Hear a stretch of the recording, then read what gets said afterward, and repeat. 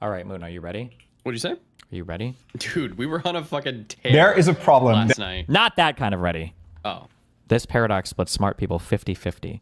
This came out 3 hours ago. Did you watch it today? Mm-mm. Good. that I can't bring up without starting a fight. No, Wait. there is a problem that I What if it's the portal problem? can't bring up without starting a fight. No, what? It just seems so obvious to me. Now I'm all screwed up, man. It has infiltrated every single Veritasium meeting in the last 2 months. It's trivial. I didn't think you would fall for this site. Just makes sense. Let's go! Crazy. And I even argued with Derek about it. There's no way. You're trying to convince me. I don't care. So here's the setup. You walk into a room and there's a supercomputer and 2 boxes Oh god, this is retarded. I already know this is gonna be. No, I don't. on the Next table. best word. One What? Next best word. What do you mean next best word? Just AI. Are you just repeating from the conversation yesterday? I think this is like, there's like $1 million in one and $1,000 in the other, and you have to pick which one, but the computer knows what you're going to pick or something, so which one should you pick? It's like something retarded like this, I think. Or maybe it's a new one. I don't know. Let's see. box is open and it's got $1,000 in it. There's no trick. You know it's $1,000. The other box is a mystery box. You can't see inside. You also know that this supercomputer is very good at predicting people. It has correctly predicted the choices of thousands of people in the exact problem you're about to face. Now, you don't know what that problem is yet, but you do know that it has been correct almost every time. Now, the supercomputer says you can either take both boxes, that is, the mystery box and the $1,000, or you can just take the mystery box. So what's in that mystery box? Well, the supercomputer tells you that before you walked into the room, it made a prediction about your choice. If the supercomputer predicted you would just take the mystery box and you'd leave the $1,000 on the table, well, then it put $1 million into the mystery box. But if the supercomputer predicted that you would take both boxes, then it put nothing in the mystery box. The supercomputer made its prediction before you knew about the problem, and it has already set up the boxes. It's not trying to trick you, it's not trying to deprive you of any money. Its only goal is to make the correct prediction. So what do? Do you take both? Wait, does the computer predict you based on knowing that you're going to talk? The supercomputer made or you can just take the mystery box. So what's in that almost every time. Now, of people in the exact problem you're about to face. Now, you don't know what that problem is yet, but you do know that it has been correct almost every time.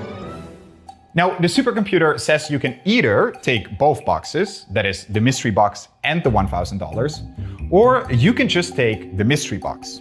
So what's in that mystery box? Well, the supercomputer tells you that before you walked into the room, it made a prediction about your choice. If the supercomputer predicted you would just take the mystery box and you'd leave the $1,000 on the table, well, then it put $1 million into the mystery box. But if the supercomputer predicted that you would take both boxes, then it put nothing in the mystery box. The supercomputer made its prediction before you knew about the problem, and it has the supercomputer predicted you would just take the mystery box. The computer says you can either take both boxes, that is, the mystery box and the $1,000, or you can just take the mystery box. So what's in that mystery box? Well, the supercomputer tells you that before you walked into the room, it made a prediction about your choice. If the supercomputer predicted you would just take the mystery box and you'd leave the $1,000 on the table, well, then it put $1 million into the mystery box. But if the supercomputer predicted that you would take both boxes, then it put nothing in the mystery box. The supercomputer made its prediction before you knew about the problem, and it has already set up the boxes. It's not trying to trick you, it's not trying to deprive you of any money. Its only goal is to make the correct prediction. So what do? Do you take both? Wait, does the computer predict you based on knowing that you're going to talk to the computer? I've already made my No, prediction. based on a Wait, why is the $1,000 answer then not just the mystery box? There's going to be some fucking retarded math way to figure why that's the wrong answer. Both boxes? Or do you just take the mystery box? Don't worry If it predicts that you take both boxes, then the mystery box is empty, right? about how the supercomputer is making its prediction. Instead of a computer, you could think of it as a super intelligent alien, a cunning I'm demon, taking or both, even because then I get 2 boxes and $1,000. Okay, based. a team of the world's best psychologists. It really doesn't matter who or what is making the prediction. All you need to know is that they are extremely accurate and that they made their prediction before you walked into the room. Pause the video now if you want to think about it. Well, I don't know why I don't. Boxes were set up before you walked into the room. Just take the mystery box and take 1K. And the mystery box prediction just... Okay. Everyone's just gonna take the 1K. Don't know why you wouldn't just take the mystery box. The mystery Got your box answer? is for... So I should just take 2 boxes, like obviously. I'm gonna say I'm just gonna take the $1 million. Why would you ever take 2 boxes? Go with it. Of course you take 2 boxes. I would pick both boxes, I think. I would not get the 2 boxes. I think I'm taking both boxes. Let's go. Okay. This is seeming less paradoxical than I thought, because I should just go in and take the mystery box only. No. What? There are 2 camps. 1 boxers who would take only the mystery box, and 2 boxers who take both. Can you figure out what's wrong for the 2 boxes? Well, if you would take 2 boxes, then the thing would just leave 1 box empty, so you'd only get $1,000. Why would you want But it has that? to predict that, no? Yes, but if you're retarded and it predicts you're retarded, then you're just going to take the 2 boxes and be retarded and have $1,000 and 2 boxes, I guess. But as American philosopher But Robert wait, Nozick shouldn't there wrote, also be $1 million in the 2 boxes one? No. Or is that only If in he the thinks left if he thinks you're taking 2 boxes, he puts $0 in the mystery box. Okay, but what if he thinks you're taking 1 box then, and you take both? Oh fuck! Oh, that's the thing, isn't it? Oh shit. Now I'm you're taking right. both because I get 2 boxes no matter what. Well, hold on, but then how recursive or whatever is his prediction, right?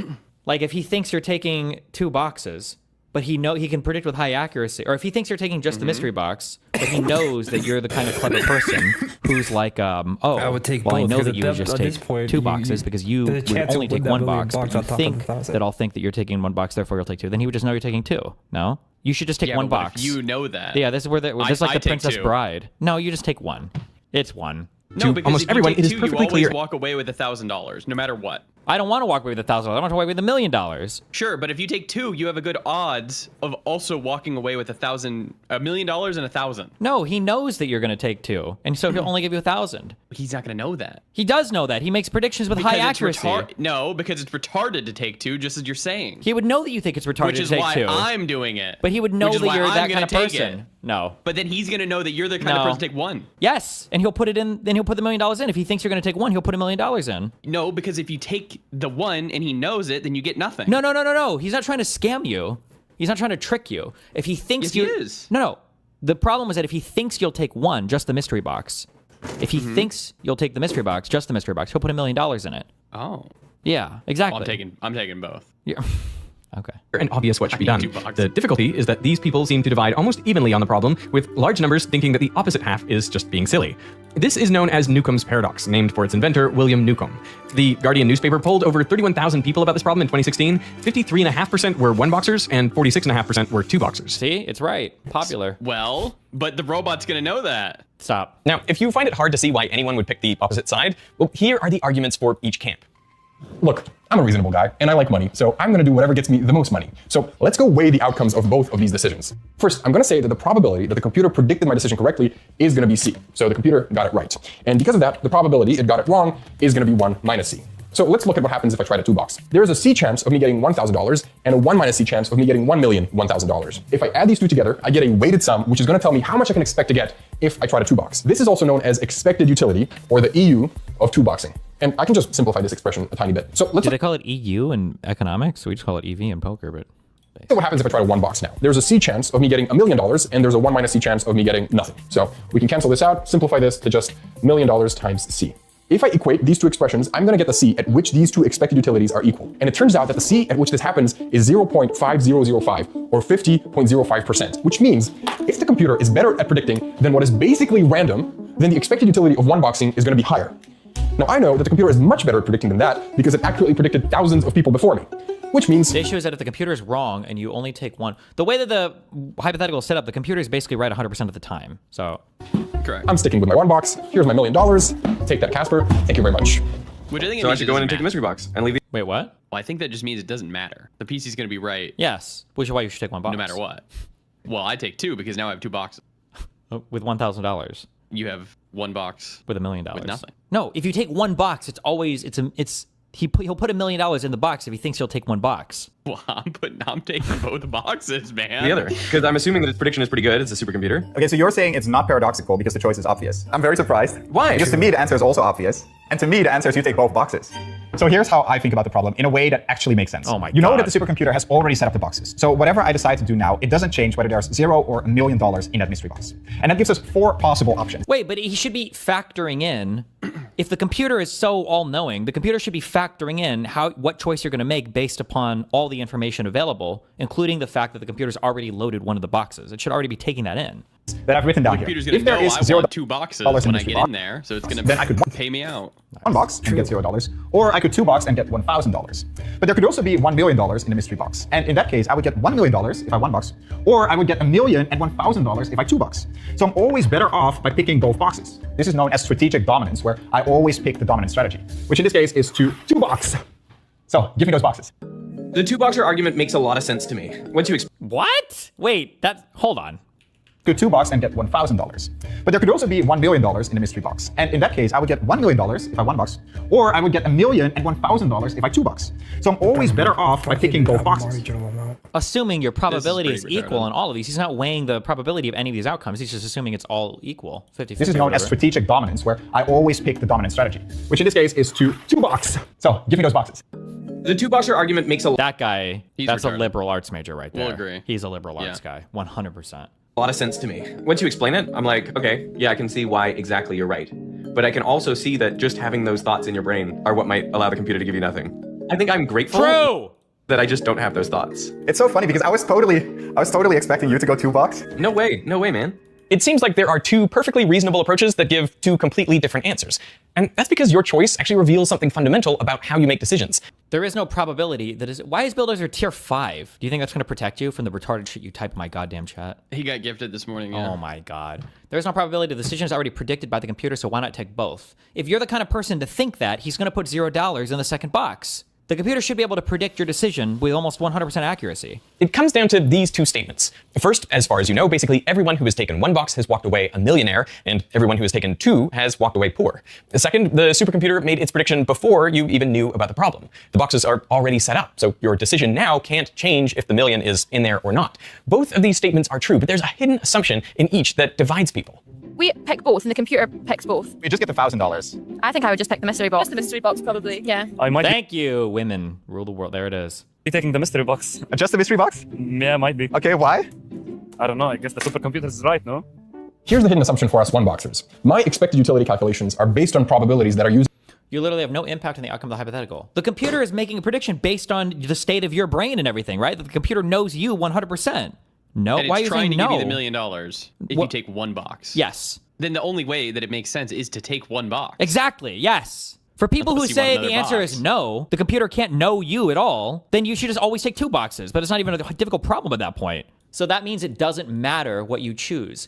If you're dumb enough to think that you can choose whatever because it's already solved, then the computer will just give you nothing in the second box. Because the computer will go, oh, this guy's retarded. And he thinks that he's making a genuine choice past the point of entering this room right now that I wouldn't have been able to factor in because he's got some weird libertarian free will version of the human brain. So now he's just going to get fucked because he's a retard that's going to pick 2 boxes. So I'm just going to give him nothing. Greedy. Using prior evidence of how accurate the supercomputer is, because the thousands of people that it accurately predicted before me is evidence enough for me that when I go for 1 box, there's going to be $1 million waiting in there for me. This is based on something called evidential decision theory. And using this decision theory, you get these expected utilities, and my choice is obvious from there. And it turns out a lot of you actually thought the same way. We polled our audience, got more than 24,000 responses. See, this guy's got a smart audience. There you go. It turns out 2/3 of you are 1-boxers. I know, it's crazy. I don't trust this. It's looking to be like you're less and less rational with these results, Casper. So your argument is kind of that if you 1-box, it will have predicted that you were going to 1-box and you'll walk out with the money. That is pretty convincing. Casper, I'm starting to really doubt this 2-box side of things. How could you not be a 2-box though? Gregor has this really funny way of thinking about things, but I make my decision based off something else, something a little more rational, because I believe that whatever I do now can't influence and change the past. Oh, dumb. The libertarian free will. He doesn't realize it, but that's what he's asserting here. That I can make a decision that is completely and totally unpredictable once I enter the room, and therefore I can choose 2 boxes because the computer predicted that I would have chosen 1, and now that I know he predicted that I would have chosen 1, I'm going to choose 2. But the computer, if it has a perfect screenshot of your brain, should know that if you know that the computer predicted that you would choose 1, and now you're going to choose 2 to trick the computer will know that you would have made that choice knowing what the computer would predict about you. Right? That made sense. I only take into account things that I can actually influence. And clearly, whatever I do now, whatever I think now, is not going to change whether that $1 million is going to be in a mystery box or not, because it was already set up before I learned about the problem. This is but he'll know how you're going to react to the problem. It's known as causal decision theory, where you only take into account things that you can actually cause. And so with this, your expected utility calculation changes. And that's because you need to use a different probability, one where you could actually cause that $1 million to be in the mystery box or not. So right before the supercomputer made its prediction, there was some probability that it thought I was going to one box. I know, it's weird, but bear with me. So let's say that probability is P. Then that's the probability that I'm going to use in my expected utility calculation. And the expected utility for one box is just going to be 0 plus $1 million times P. That's pretty good. But the expected utility for two boxing is going to be $1,000 plus $1 million times P. But that's just the same as the expected utility for one boxing plus an extra $1,000. So no matter what the computer predicted, my expected utility is always higher by picking both boxes. So of course you're going to two box. Anyone in their right mind would pick both boxes. If the computer knows that you're running that thought process, though, then the computer just wouldn't put any money in the second box because he knows you're always going to choose two boxes. So you would always get $1,000 and an extra empty box. 100%. Like, that's the answer. It's made a prediction before you're in there. Whether I have faith in this thing being 90% or 100%, it actually doesn't really matter. I think you guys are imposing your will. Yes, it does. He's cooking, bro. Like, yeah, you guys think that your decision, whatever you think now is going to change the past. That's called wishful thinking. Yeah, like, come on. I'm two boxes. It only makes sense. I'm back with Casper. The ideal agent is someone who would one box before they go into the room, would profess they would one box, but the moment they walk into the room and get hit by a spell, actually two boxes. Yes, that's that. I was going to say, but you would have to find a way to do this in a clever way. Because I was going to say, the ideal thing is you walk into the room with a hammer, okay, to choose one box, but then you hit yourself with the hammer and become a little bit retarded and then choose two boxes and then you get $1,000 extra. But the thing is, the computer might know that you're walking in with a hammer to hit yourself in the head. So you would have to actually walk in maybe with a disease that you weren't aware that you had at first that affects your balance. So you walk into the room knowing that you're going to choose a one box thing and then you pass out and fall and hit your head and then you wake up and you're a little bit more retarded and then you choose two boxes. That would be the ideal thing. But you couldn't have foreknowledge of your injury that would cause you to choose the two boxes. You'd have to be unaware of that, which makes this kind of not relevant, I think. So if you were in the room right now, you take one box. 100%, yeah, of course. Even though you know that the computer would know that you would 100% take one box. Yes. I don't think you're understanding the problem. The computer's not trying to fuck you over. You keep thinking that if the computer knows you'll choose one box, the computer's going to give you nothing. No, if the computer knows you'll that. choose one box, the computer will give you $1 million. I'm just saying, if the computer knew that you were going to choose one box, why not take two now? Because whatever thought process I'm using to take two, the computer would know that I have. It's not like I can invent a whole new mind once I enter the room. Exactly. Welcome to Camp 2 Boxers. I'm not losing $1 million. It was never in the room, man. You're gonna walk into a room, there's either money in the room or there isn't money in the room. Your question is, do you pick it up? Of course. We're trying to do you a favor here. You're not doing me a favor because your decision making does not affect. You're like, your little thought does not change God's mind, bro. Henry, if you convince yourself that you're a one boxer, you've convinced the machine. I don't believe that. Yes. What do you mean you don't? I don't believe you convincing yourself should impact. This is a whole, do they get to this part? This is a free will argument. That's 100% what this is. All these other calculations are irrelevant to this. I don't know if what the they machine get to thinks that point or of not. you. Because often you're just walking to a room and it's already made the prediction. You can't impact it, you know? So whatever you think is more important, whether that's the evidence of the supercomputer's accuracy or the fact that the boxes are already set up, well, that affects how you calculate the expected utility. And because both of those assumptions are true, both camps have valid answers. But if there's no right answer, then is this just a meaningless problem? Well, not really. Because it actually reveals a surprising amount about three important questions. Does free will exist? Yeah, thank what does you. it mean to be rational? Kind of. Is there an ideal way to act in life? Okay. For example, the only way you're going to win this game is to already be the kind of person to one box, but then two box at the last second anyways. That's the only way you're going to get $1 million and $1,000. But that kind of person will always make that choice. But then two box at the... For example, the only way you're going to win this game is to already be the kind of person to one box, but then two box at the last second anyway. But then if you were but then you were never the person that was going to one box. You're always the person to two box. That's the only way you're going to get $1 million and $1,000. But some would argue that that itself is impossible. Yes. If the predictor is so good, let's say and it's 100% by some, he means the truly 190 IQ people. accurate, then that's not even possible. Would you say that's true? Yeah. Then a follow-up question is, if such a perfect predictor would exist, does that mean that free will doesn't exist? Because you're saying there's nothing you can do in between walking into that room and making your decision that ends up changing what was predetermined. That's right. And maybe this reveals where I'm coming from. And I think where I'm coming from is maybe free will doesn't exist. I come down on this point of like, free will is an illusion, but our world operates in a way that is indistinguishable from DGGR. Free will being real. And therefore you have to act as though it's real, as though it's 100% real. Interesting. If we think that free will is not real and it's an illusion, and then you have someone who's committing crimes, and then you want to say, well, that's not his fault. Therefore, instead of putting, murderers in jail for 25 years, we're just gonna give them some gardening classes or something. Like, the problem is that then changes the environment where everyone knows you can kill someone and you can go to do the gardening. So you can't change the system based on the knowledge that it's an illusion. Whether we do or don't have free will, you have to live as though it exists. So you're still gonna make a choice. One box or two boxes? Which brings us to our second question. What does it mean to be rational? And the guy who acted rationally and doesn't believe his thoughts can influence the past. But your rational choice will have given you $1,000. I know. Yeah, it's tough. It's tough. Let's see what I can buy with $1 million. None of these look great. I think we could be more creative. Private Island sounds pretty nice. All right, guys, what do you want to go buy with 1,000, man? This is known as the why ain't you rich argument, which boils down to one super annoying question. If you're so smart, then why ain't you rich? You know, if winning is getting more money, then of course the one boxers are going to end up better off than the two boxers. But maybe it's not about who wins, but about what's rational. In their 1978 paper, philosophers Gibbard and Harper argue that the rational choice is to pick both boxes. Although they do admit that two boxers will fare worse. They instead say that the game is rigged. And if someone is very good at predicting behavior and rewards predicted irrationality richly, then irrationality will be richly rewarded. But I think that's a bit of a cop-out, because really, Newcomb's paradox reveals something surprising. That sometimes, in order to be a rational person, you must act irrationally.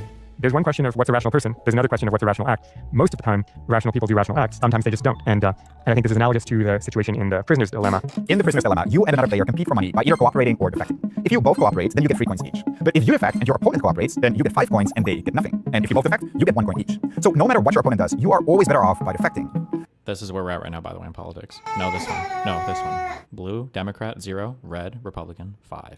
But if you play this game not once, but repeatedly, then everything changes. All of a sudden, you're better off by cooperating. What's a rational society? A rational society is full of cooperators. What's a rational person? Maybe a rational person is a defector. And normally, you might expect a rational society is made up of rational people. But I think it's familiar that rationality at one level is incompatible with rationality at the other level. So while the rational act is a 2-box, a rational society would actually be full of 1-boxers. Now, I'm a fervent 2-boxer, but there are 3 ways that you can get me to 1-box. The first is if my choices now can actually change the past. For example, say the supercomputer makes its prediction by opening up some tiny wormhole to see the future.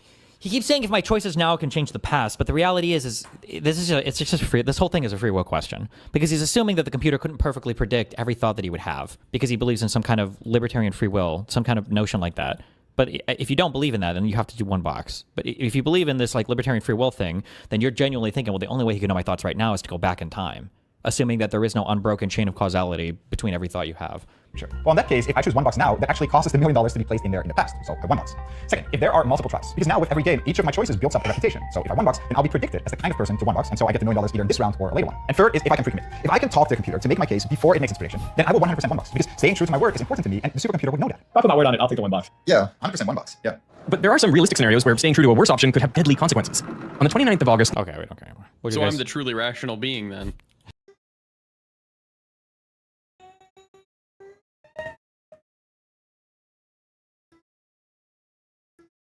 Shush.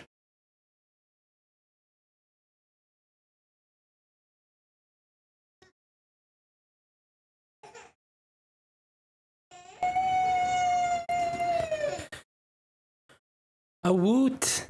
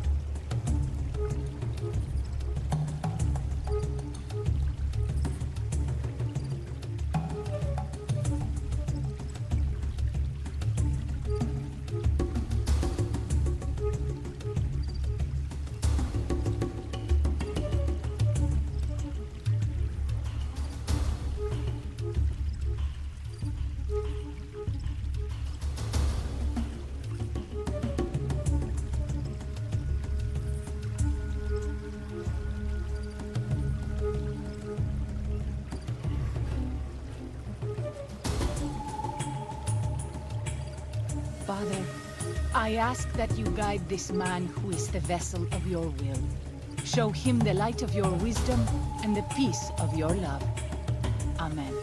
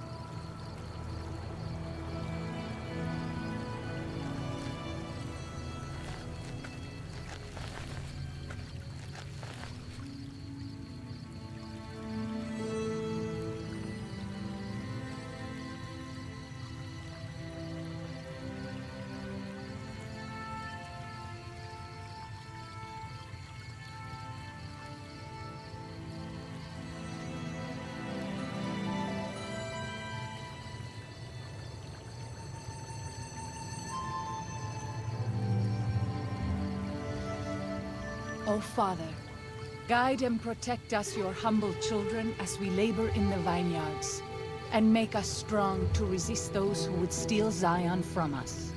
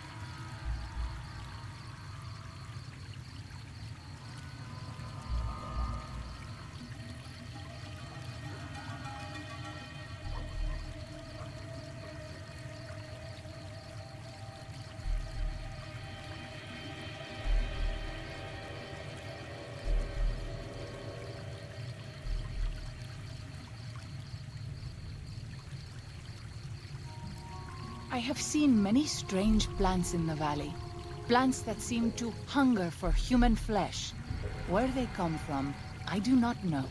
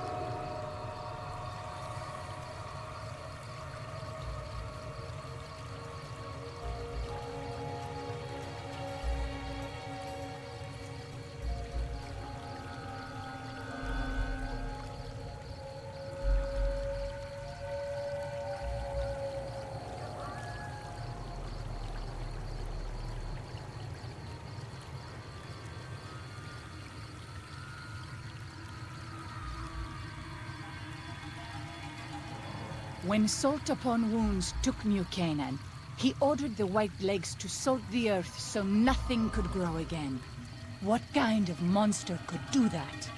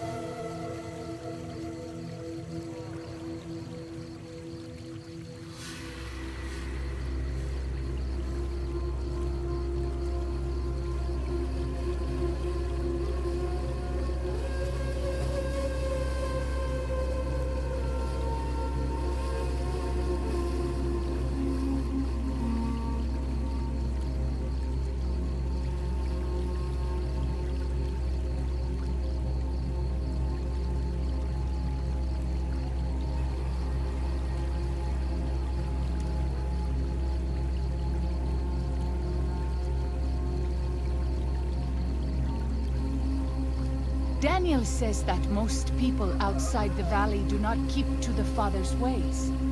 Perhaps when you leave, you will carry his word with you.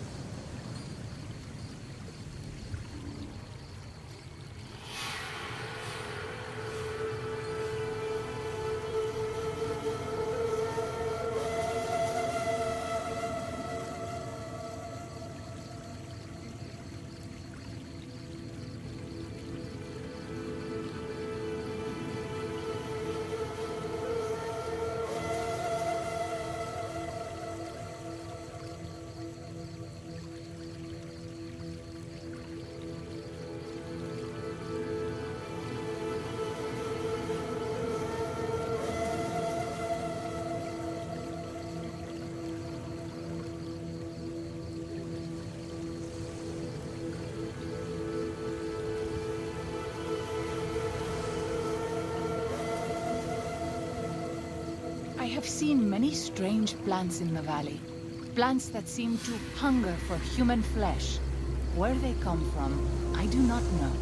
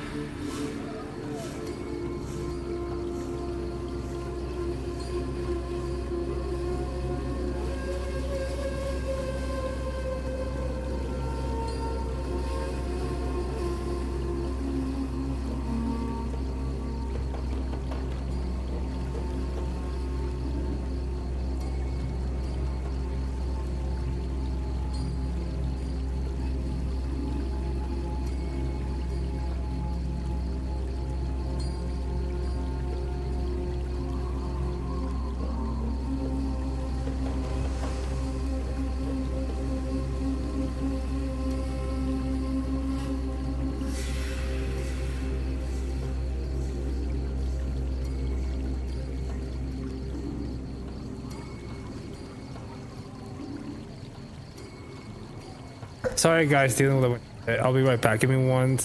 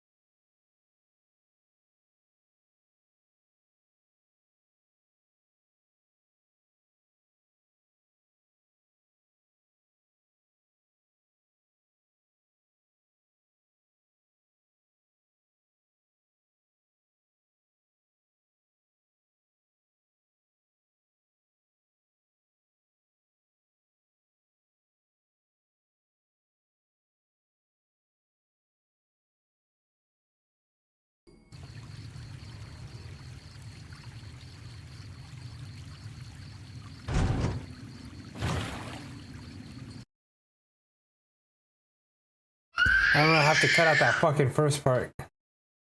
These babies, yo. These babies. Oh, you're fine. Mommy will be out in like 2 seconds. You're not traumatized. You're fine.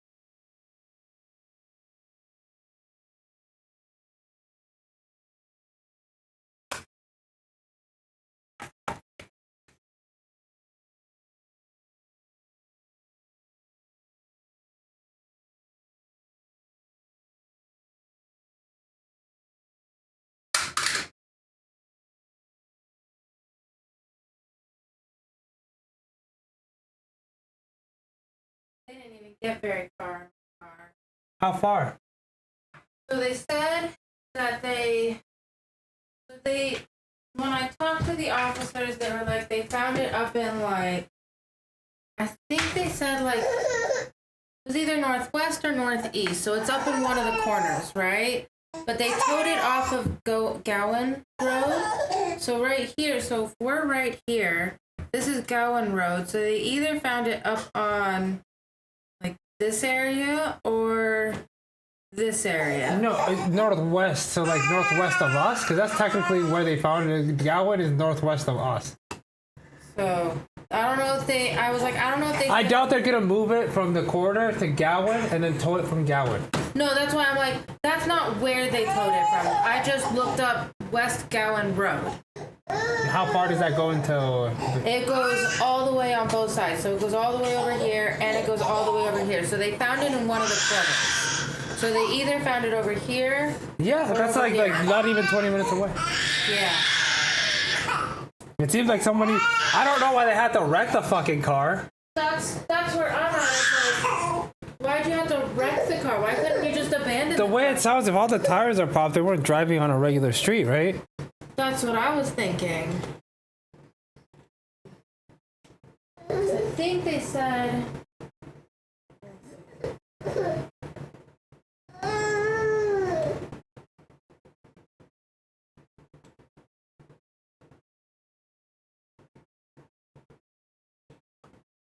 Yeah, it doesn't tell me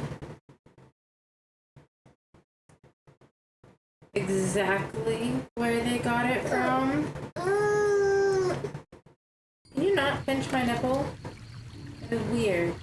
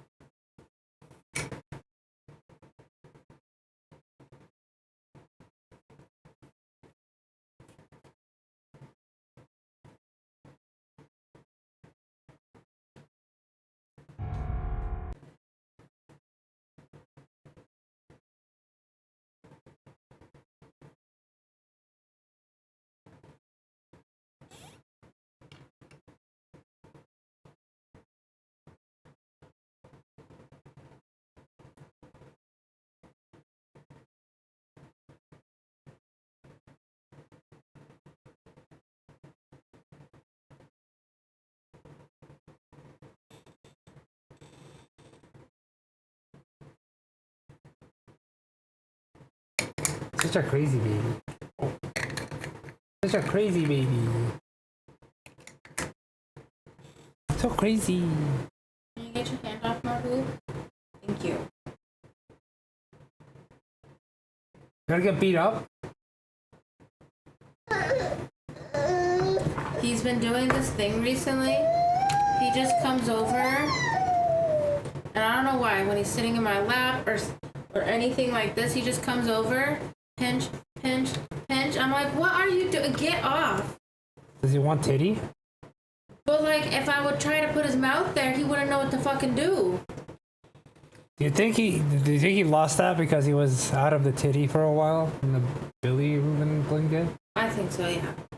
And they said that basically, even with the slower thing, they were like, technically a bottle is always gonna give him more milk at a time. So when he goes from the bottle and gets a bunch of milk at a time to like my boob, which is a very slow release of milk, he's gonna think that he's not being fed when he's on my boob. And so it's literally just because he got, hey, it's literally just because he was like, what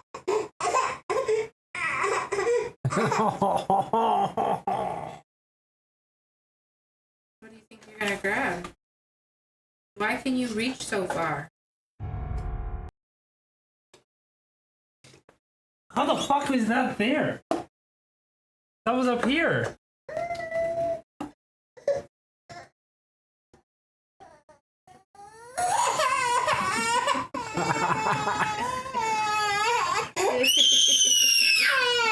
Everything is hurting his ears. He's hungry. I bet you anything he's hungry. I gave him second lunch today too. Is a growing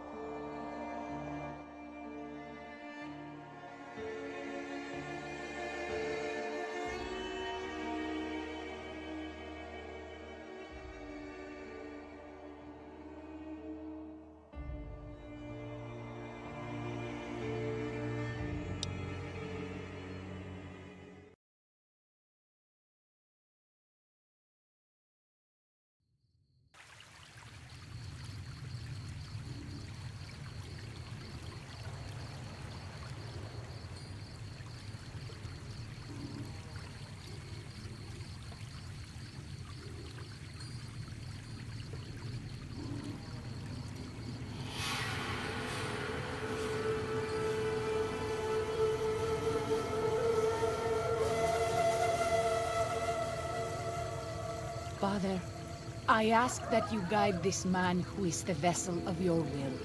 Show him the light of your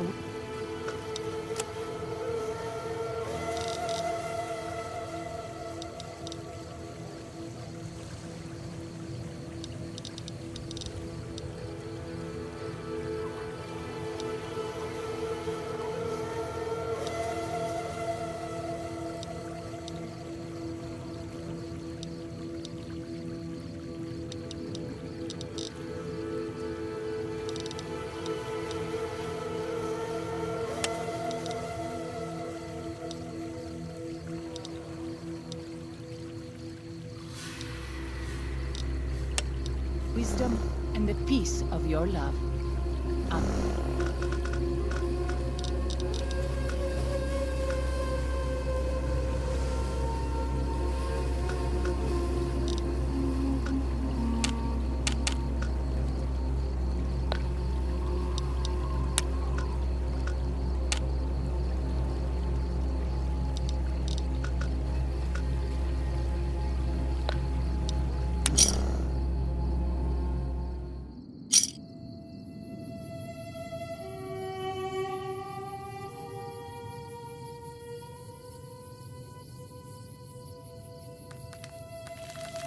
I'll fight you if I must.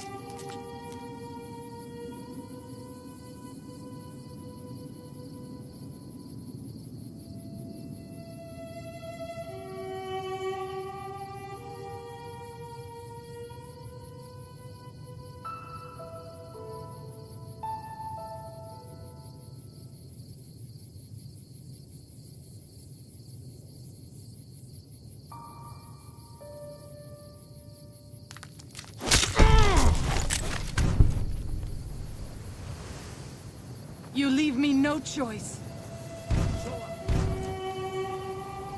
I have this under control.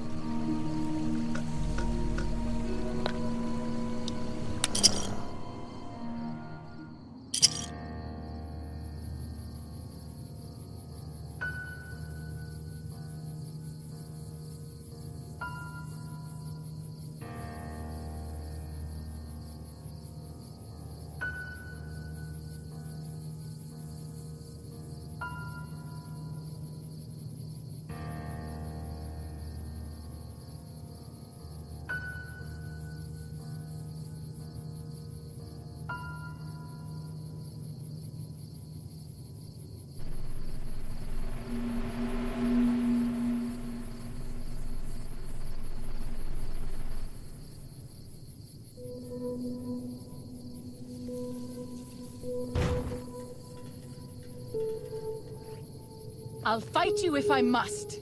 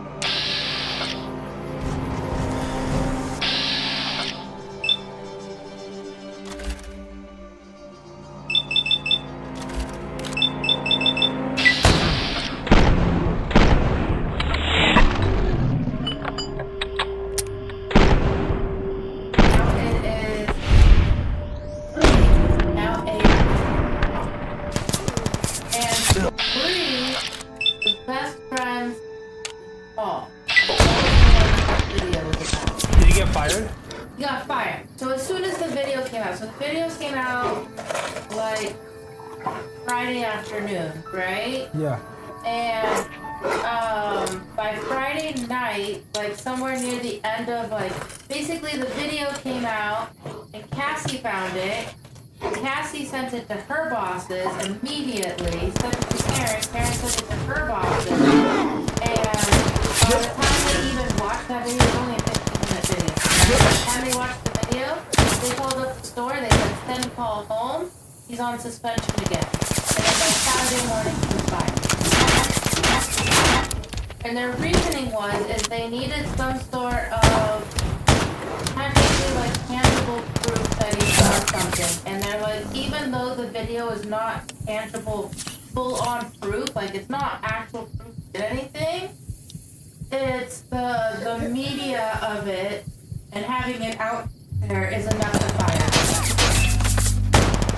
Yeah. So he was fired by Saturday morning.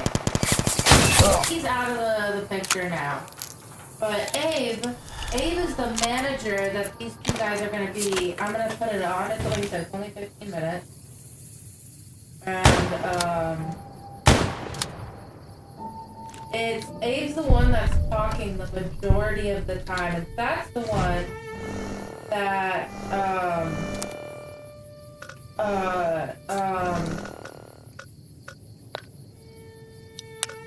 Aaron currently. Yaogwai.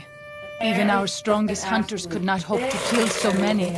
There must be a nest nearby. Just cannot stay in his own lane. He was demoted from being a general manager down to a regular manager and moved stores. So now he's on like the same level as Karen, but he walked around being like, I'm your superior. And she's like, no the fuck you're not. Like you were literally demoted. I hope so that is shut the truth fuck up. and not a boast. And she'll sit there and but tell I will somebody, respect like, your oh, leadership. put 2 scoops of salsa on this one. And Abe will come over and be like, no, put 3 scoops. Karen's like, what the fuck is your problem? Have she actually been like, what's your problem? She's basically sat there and looked at him and been...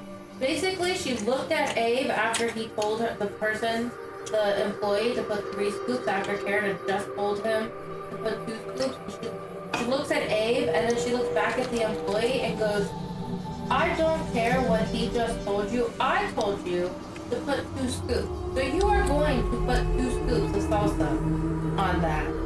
Don't listen Fighting to so many I'm at the once boss, is a danger.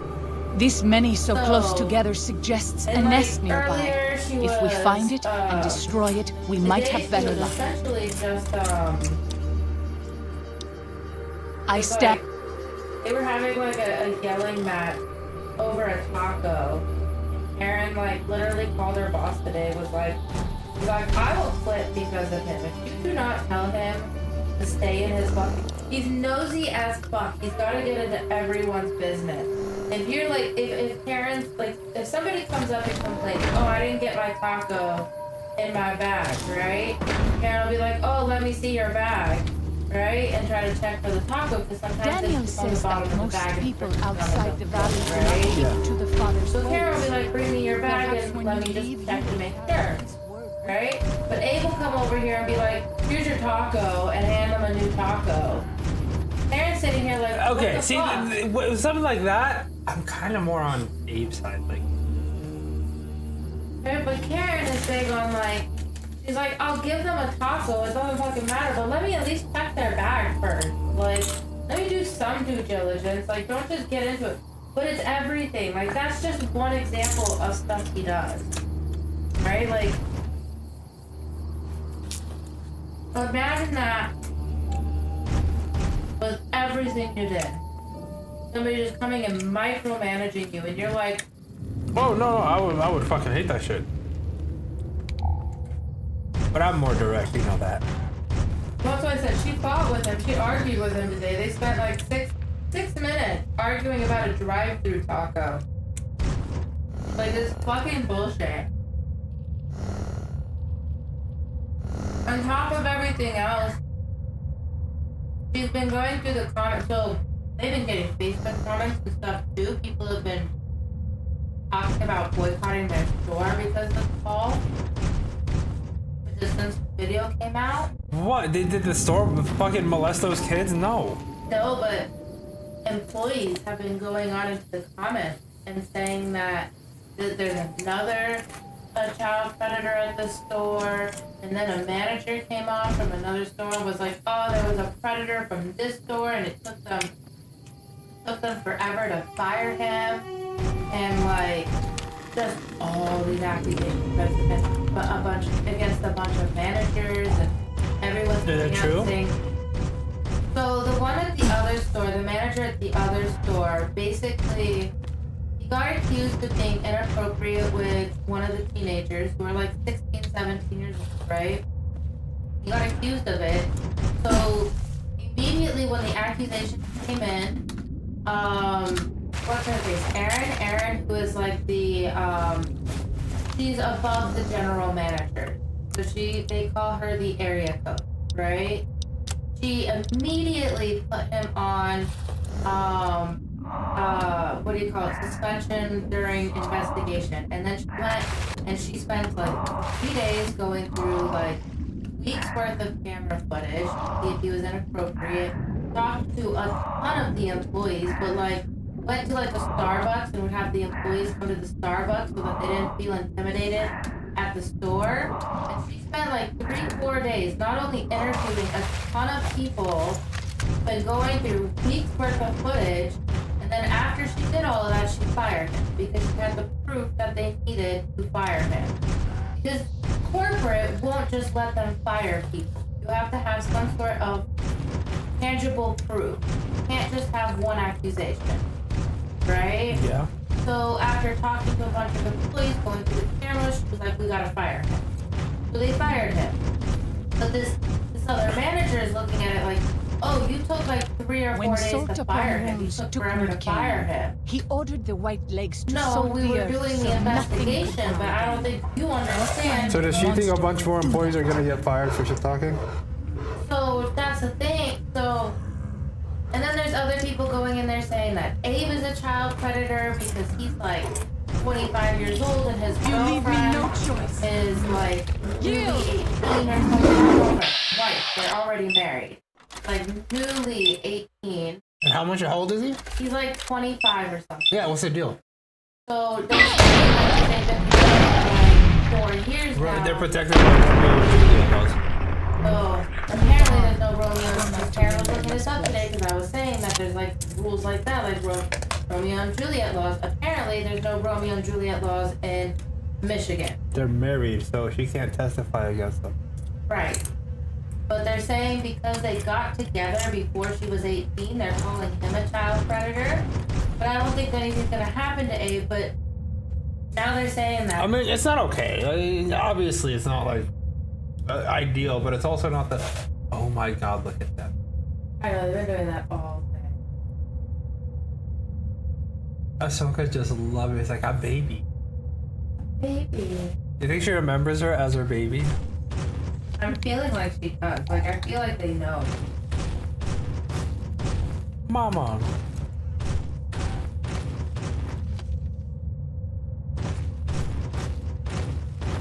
So, but basically because people know that Abe has been with his girlfriend for so many years and she just turned 18.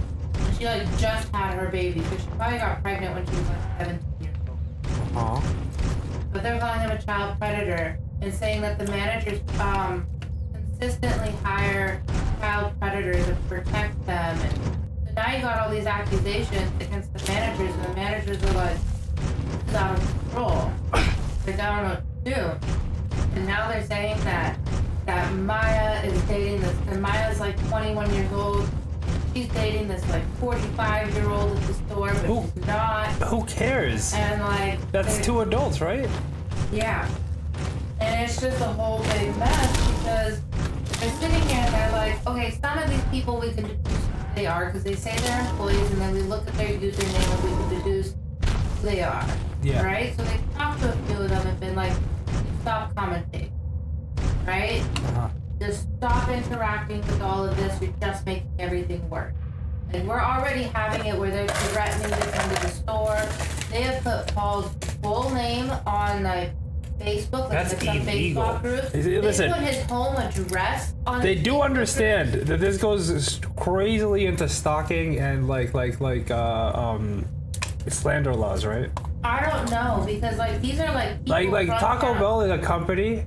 At the end of the day, that makes a lot of fucking money. If you start slandering them and costing them business, like they will giga-fuck you just to make an example of you. Which is why these managers are like, just stop commenting. Do not get yourself in any more trouble. Because if the company finds out it's you commenting, you will lose your job. Like as a manager, I'm coming to you. No, that's and it. That's the warning least you. of it. You're slandering them. You're tarnishing the Taco Bell reputation. They will giga-fuck you.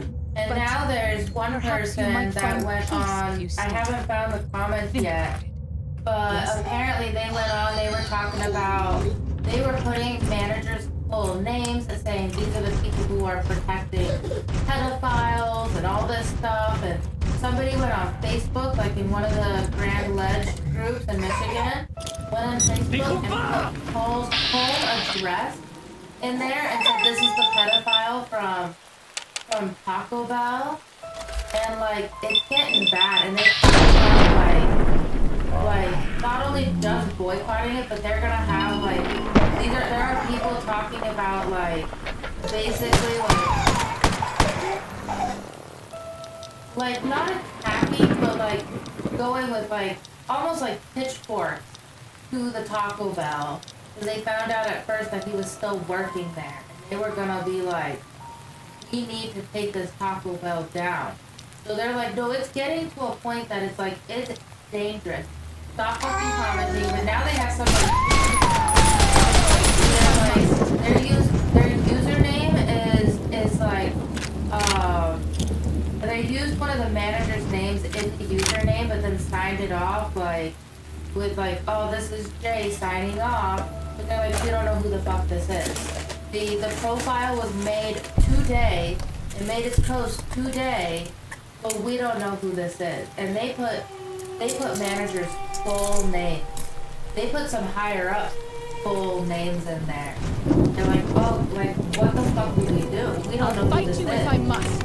Like, it's getting super out of hand. So Karen's been dealing with that all day, and now she's got like Abe all up in her business, and she's like, I don't know what to do.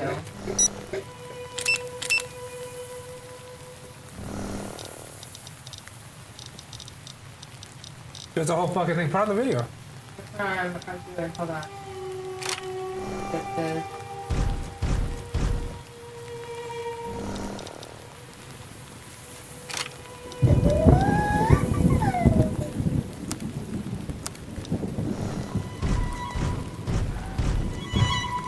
You leave me no choice.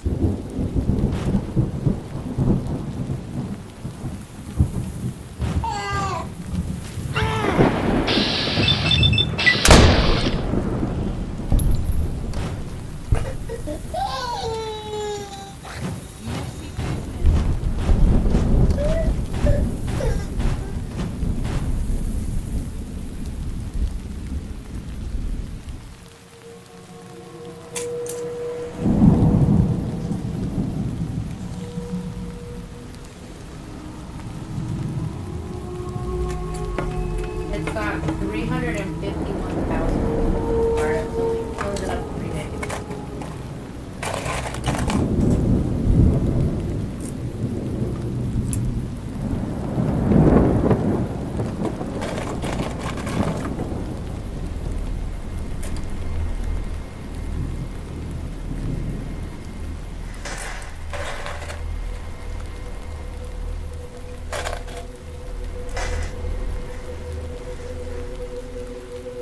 None of those were hit.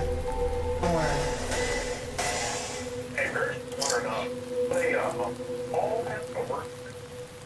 That's Paul right in the back there.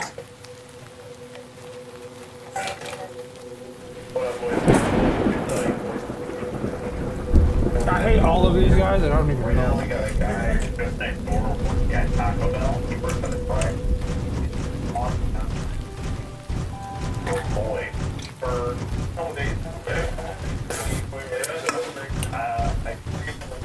You know, it's kind of gay trying to get other men to send you dick pics. Yeah. Personally, that's not how I spend or choose my time.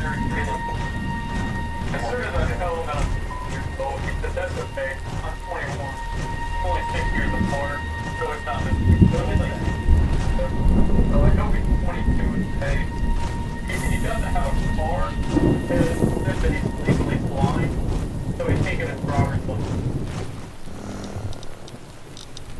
Need better internet? Cox Internet has the fast, reliable Why is there ads? Get Cox 300 gig internet with a 2-year I didn't expect that. I equipment included. don't remember this many ads when I first watched it. Ranger knows that What if the you're fuck? custodian, priority. It won't let me skip it. Ranger.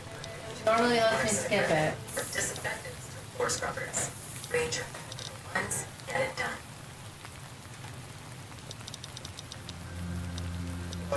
That's why he was able to do work. I guess his mom and dad bring him to work every day.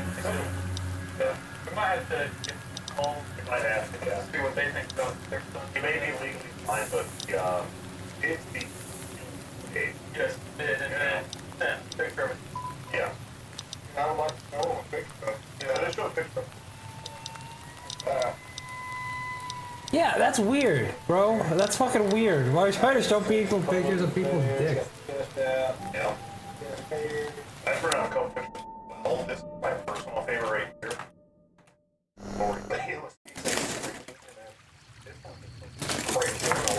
What's going on with that one? Yeah, I mean, this is what he's doing at work.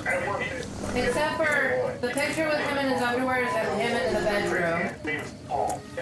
Not at work. Okay. And so our plan is going to be to go in, work, and then we're going to bring it back. Hey, there's like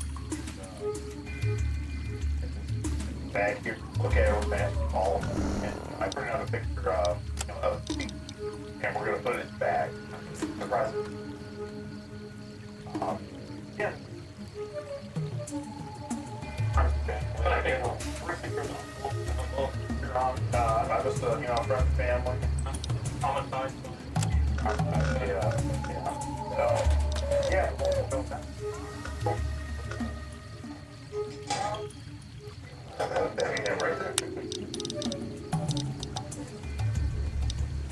Right there. All right. Let's see. I think I'm going to go for a...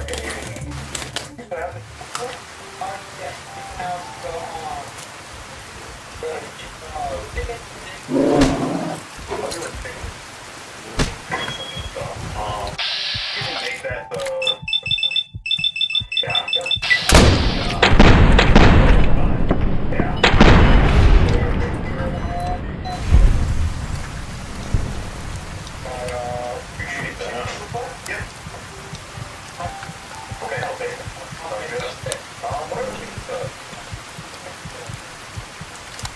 I'll fight you if I must.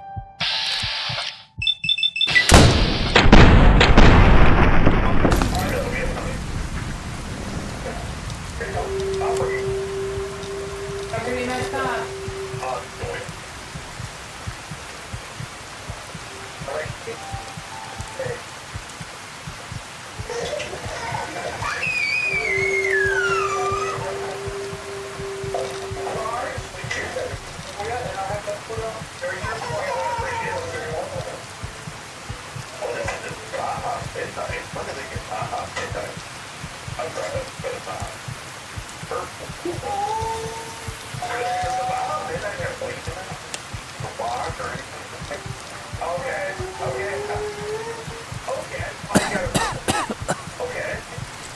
I'll fight if I must. Care what you ask? Does it have lean in it? I thought they were catching predators, not fucking podcast. It's 15 minutes of bullshit. But this video is making all the fucking drama at parents' work.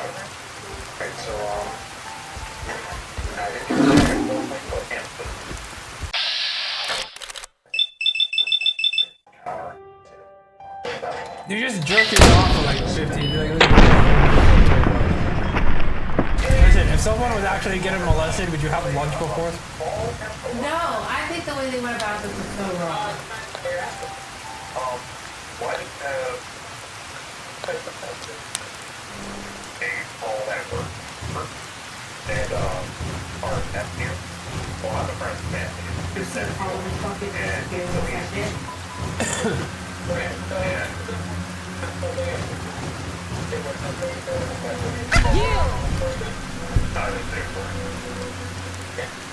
This is the only short path from the Narrows to Pine Creek.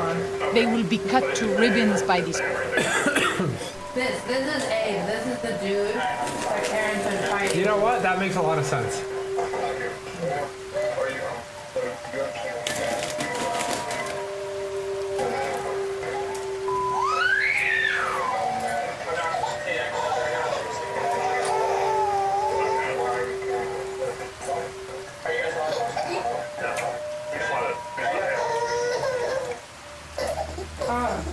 No, why did you do that? Oh, it's an ad. Traps. Every bottle of delicious wine is 20% off. That's right, every single. I would suspect you are right.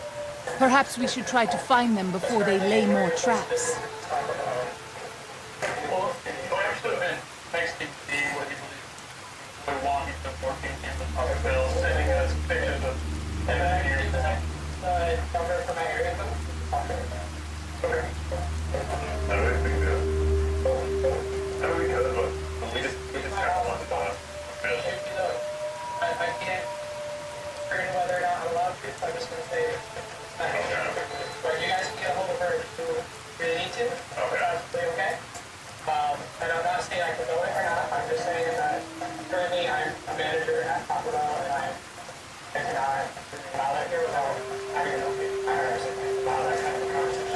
Professional.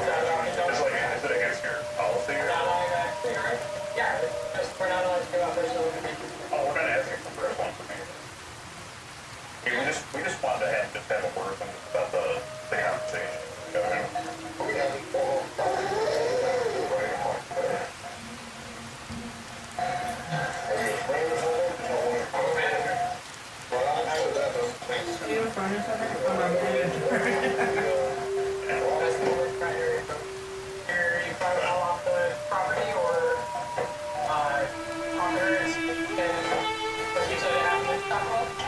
Yeah, so he's sending pictures of those wells. That one is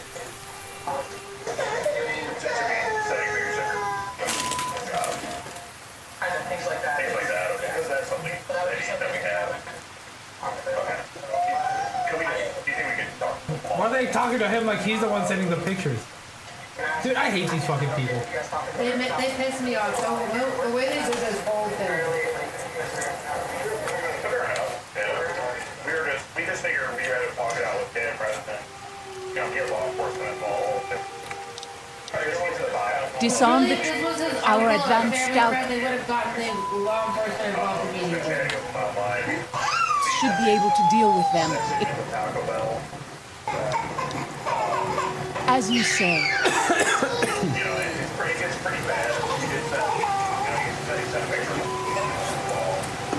We heard you the first 40 fucking times, bro. We get it. Your friend Look how you convinced him to send him a dick pic. It's just kind of creepy. I'm not gonna lie.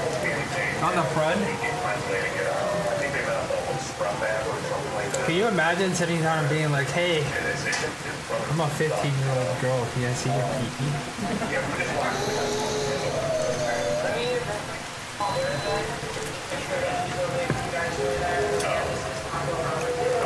Listen, I'm not condoning Paul's behavior, but it really seems like. No, these are predators or catchers, like predator catchers or whatever the fuck. I think this particular page that it's on is the real predator. The real predator. There's a black guy.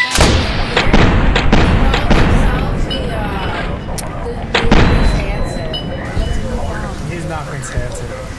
We don't need a new Chris Hansen. You know who the new Chris Hansen is? Chris Hansen. Chris Hansen. You know what Chris Hansen also does? Or doesn't do? He doesn't have lunch before.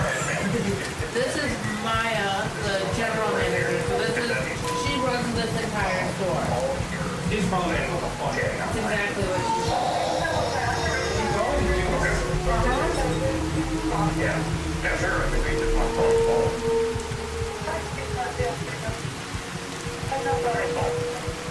Did you kick him out?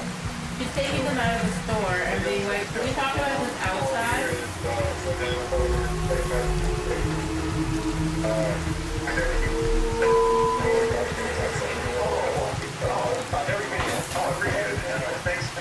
That's his nephew?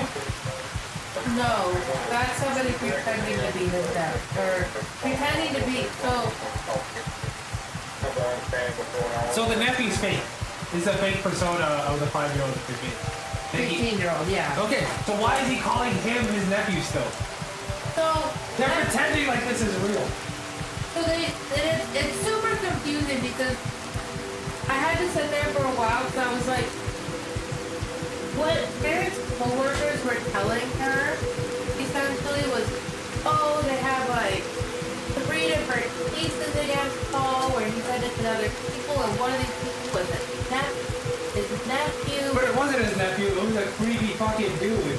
Well, so the parents like, okay, so they got conversations with 3 different people, and as I sat there, and none of them are under fucking age, so like, what did he really do? well, because then I'm sitting there, I'm asking Karen, I'm like, if one of them is his nephew, how the fuck did these YouTubers get a hold of, like, of his nephew? Like, wouldn't that be fucking weird? Oh, I'm Paul's nephew, let me just get in on this. Like, that would be weird. How the fuck? Yeah, hey Paul, can you send your nephew dick pics, please? Right, so, because then Karen's thinking, oh, he's into his own family, he's hitting on his own family, but I'm like, I don't know, this whole YouTuber thing just throws me off. Right? But if you actually listen, I know it's kind of low, and they're like, they did not do good quality of it. Oh, this is ass. This is straight fucking ass, dude. Right? And then like I sat here the whole time and been like, I feel like first off, why would you go into somebody's business and be like, can we talk to him about being a sexual predator? Of course the manager's gonna be like, I don't think we're qualified to allow you to do that. Like, Sir, this is a Taco Bell. Excuse me? we're currently in a place of business that is Taco Bell. That is Taco. I like that response. That was actually kind of based. I like yours though. Sir, this is Taco Bell. Man, this is Wendy's. This is a Wendy's. I don't know what you think this place is, but it's not. It's not a therapy session. And I don't see any badges, so. Yeah, this is basically what he was telling them the whole time. So, can you kindly, fucking fuck off? But the reason that it was so confusing and the coworkers didn't know what the fuck was going on was because basically, here and this other dude are coming in and being like, well, Paul was sending dick pics to our nephew, but they didn't actually keep, like, they couldn't keep their story straight. The guy also was like, he thinks I'm a 14-year-old boy. So you're admitting you're not a 14-year-old boy? Like, So how did this start? Were you like, I'm 15, and he's like, I wanna fuck you? Or were you like, hey, I think you're cute, and then like eventually you develop something, or you're like, oh, by the way, I'm 50. That's what I'm wondering. I'm like, where does all of this go? Where does it start? Where does it end? Like, what is happening? I don't know. It feels like entrapment. Even cops can't do that.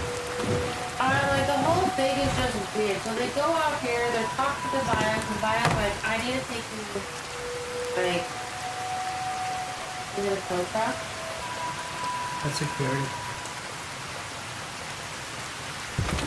We're probably gonna have extra security for a couple. That was what the office guy that was talking to the manager or the cop for a while. Yeah, he probably wanted to go check. See what was happening. Well, yeah, if there's a cop car, I'm sure they want to know if someone's committing crimes in their fucking unit. You know? Yeah.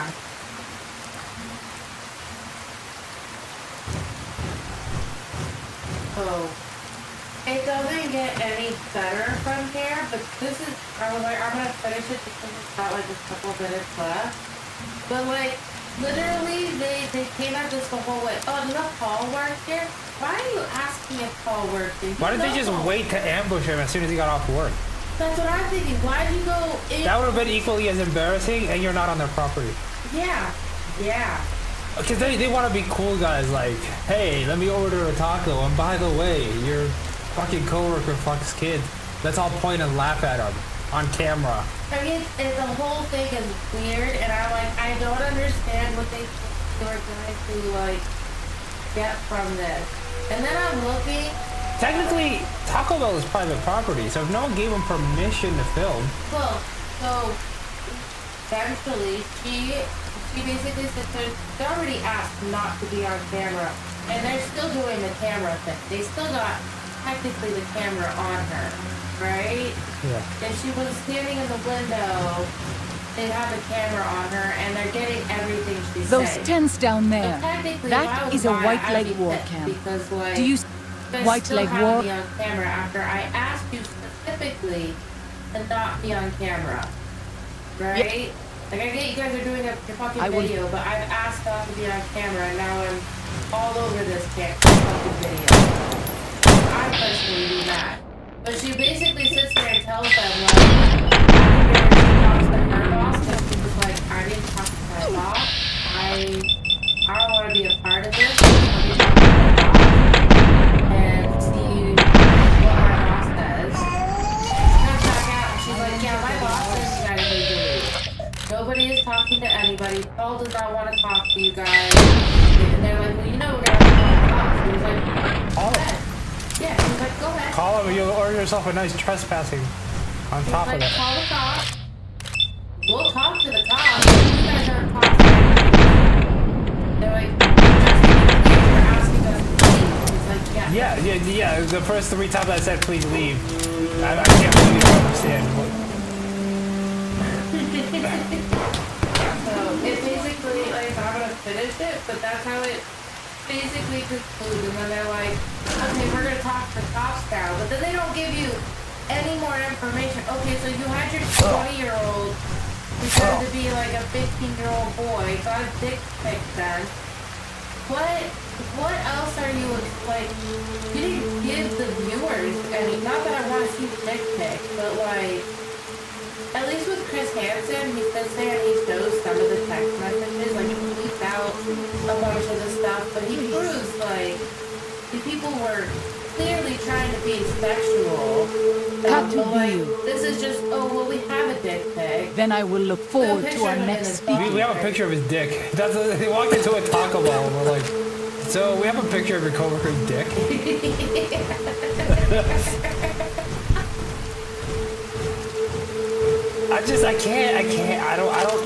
I want to sit here and be like, I'd be mature in this situation and I'd be like, hey, like. No, but imagine being that manager that was like Abe sitting up there and talking the whole time, and they have the little booklet where they had all the photos on it, and you can see Abe looking at the photos. So Abe is flat out looking at these photos. Abe probably saw a picture. Technically, what they're doing is revenge porn. Right? You're not really allowed to just post pictures of people's genitals up like anywhere, pretty much. Well, I don't know if they posted it anywhere, but even coming in with that like photo and being like, we're gonna put a picture of his dick in the bag, hand it to us.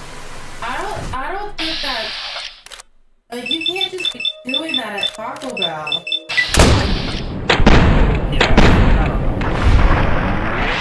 I don't know. It's weird. Watch the rest of it.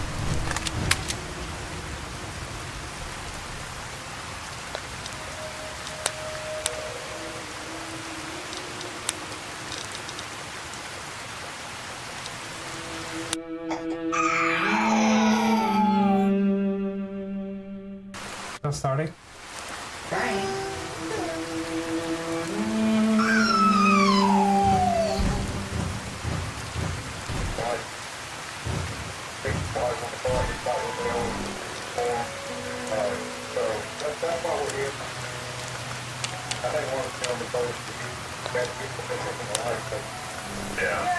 Those tents down there. I will. I'll fight you if I must.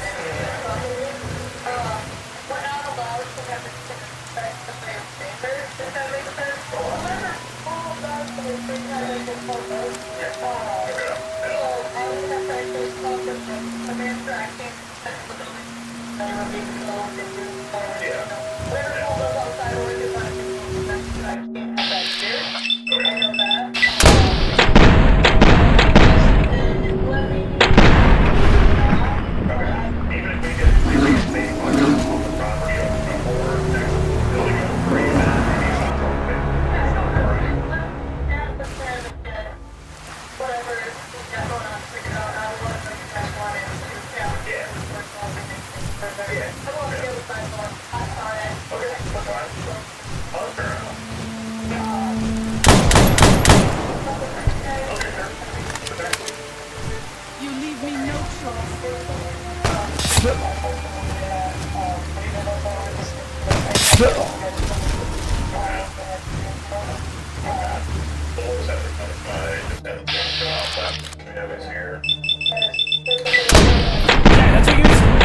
That's what you're supposed.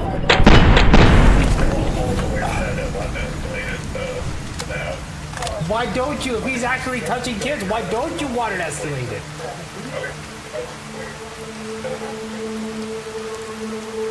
Could you imagine being in that restaurant watching that shit happen? I feel like I would say something. I feel like I would have to say something. Like you'd have to, right? Like normally when Chris Hansen does like his show, he doesn't have a taco and then casually walk, hey, look at his dick. What is wrong with you? No, the whole thing is the whole way that they did this, and I'm like, is this how Skeeter always does shit? Like, no wonder he doesn't get arrests.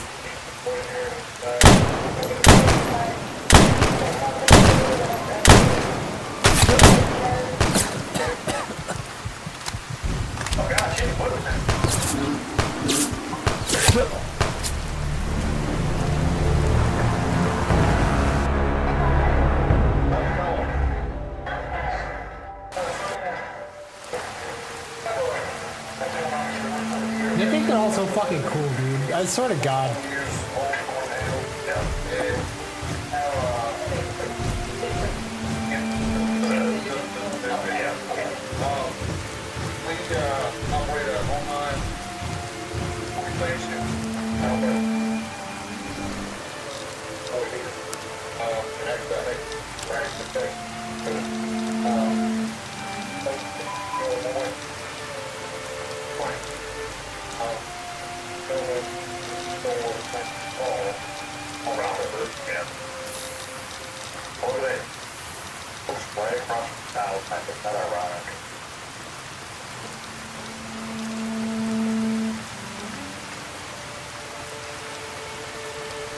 The cop probably told him to come home. But yeah.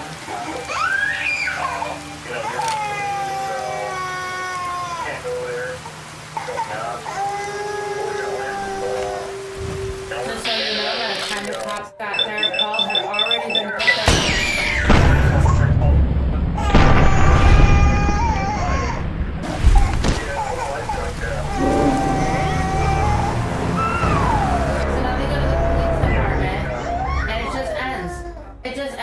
this. This is some fucking shit. This is a dog shit video. I kind of regret watching this though. Well, that's why I told you before. Like, not once do they actually talk to Paul, which is like. They had a taco and showed his coworker a picture of his wiener. And then the other guy, the fucking nerd on the side, was like, yeah, I'm the one who asked for his wiener pic. And even the cop was like, wait, how old are you? Like, do you have nothing better to do with your fucking time than like... This is like, that's like the entire, like, both... I guess if they're making money. Like, I guess they're making money off of it, but they're not getting... So yeah, I guess... It feels kind of creepy that, like, you spend your time, like...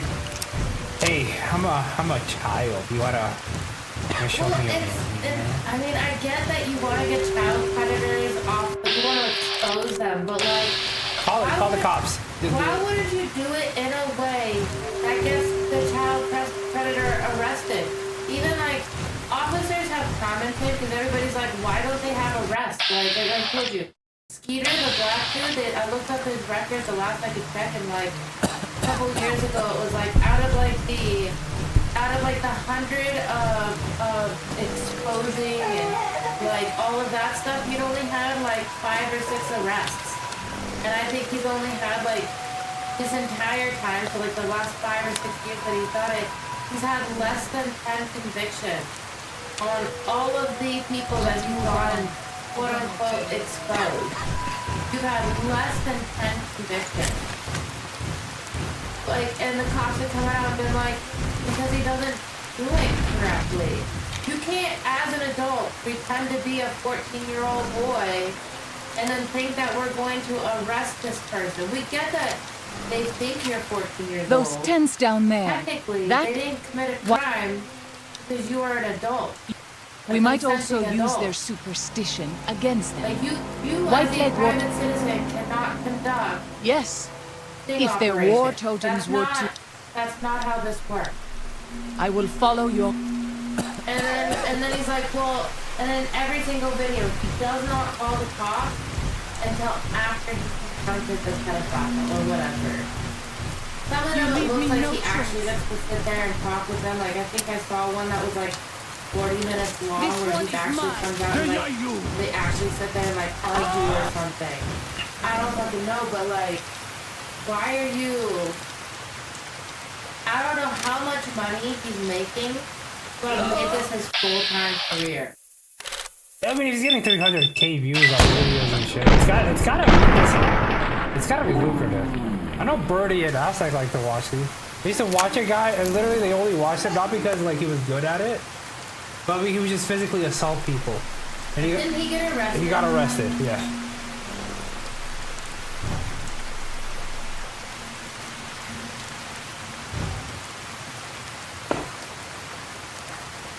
My wounds are getting worse. Before we get... I need to get the car seat thing out of your car and attach it into the rental. So I can bring the baby to the... Let me just clear out the base and I'll help you, okay?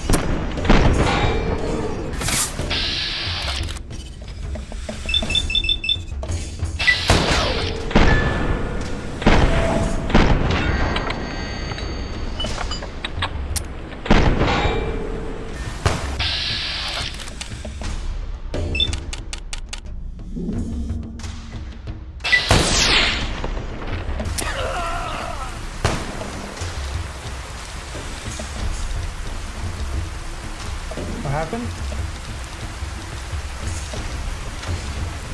Are you taking pictures?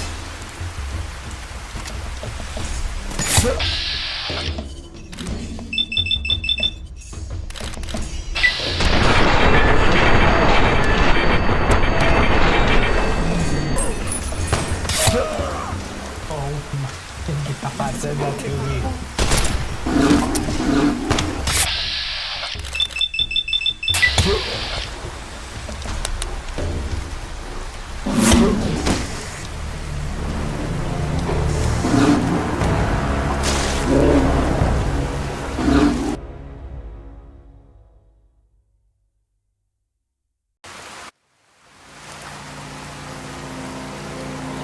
They are adorable. What? They are adorable. They really are.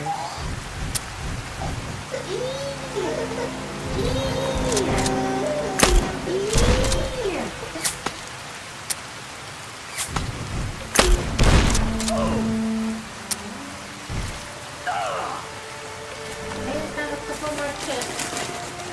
And we'll give you a bath after your part. We'll give you a bath before we're done.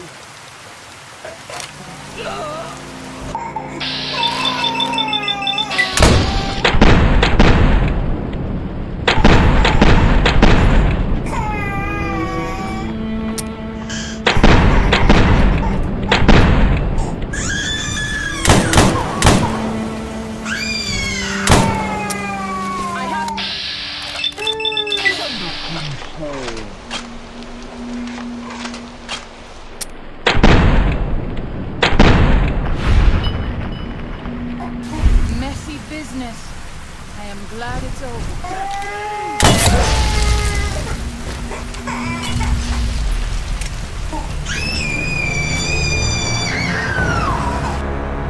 Okay, I'll be right back. I'll be right back.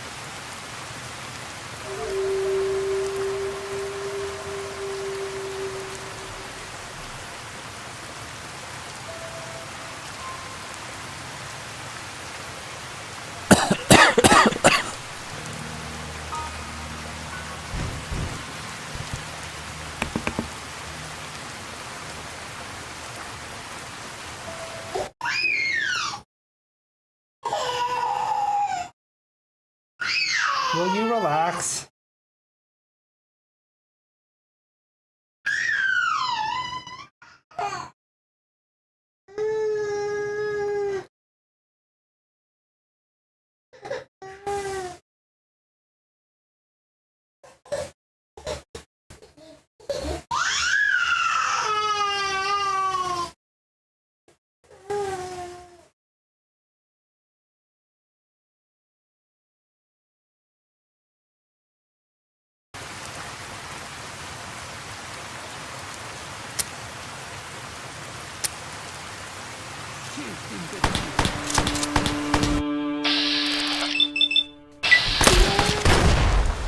Thank you, baby.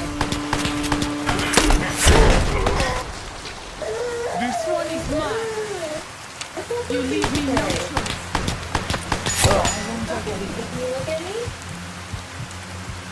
Look at me?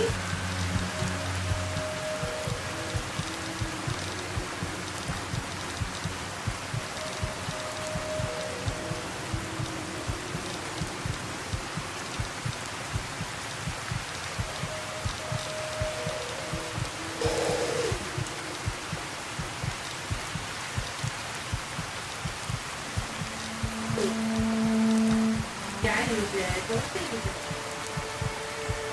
Ooh. Oh. It sounds so gross. Yeah. Even my best efforts.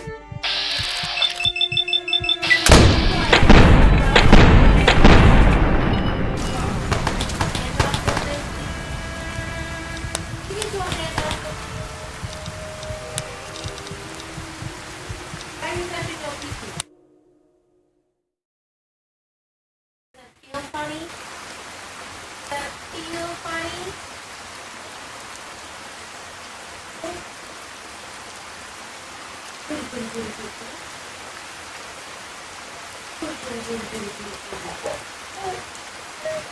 Oh, you're so not fun. Come on, buddy. Oh, naked baby.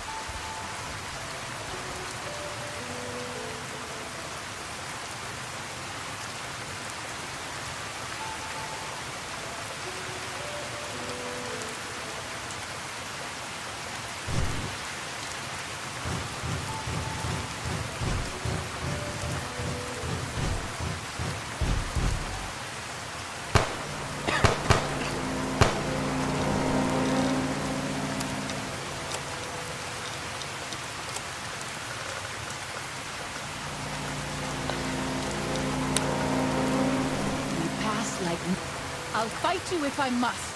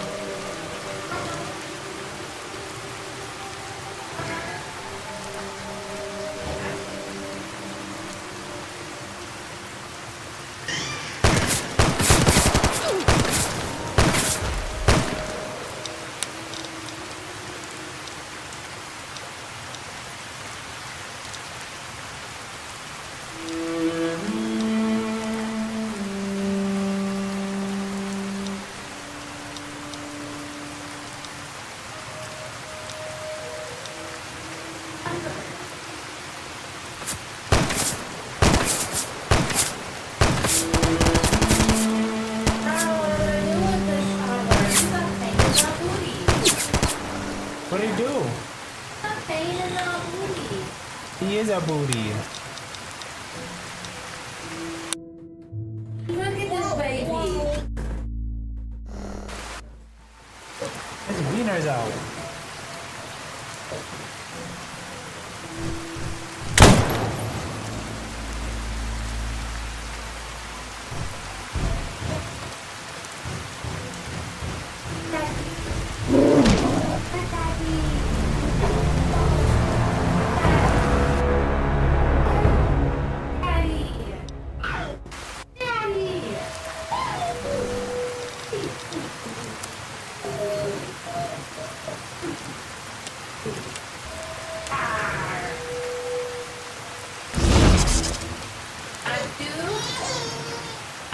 But I do have to have you sitting down so I can get.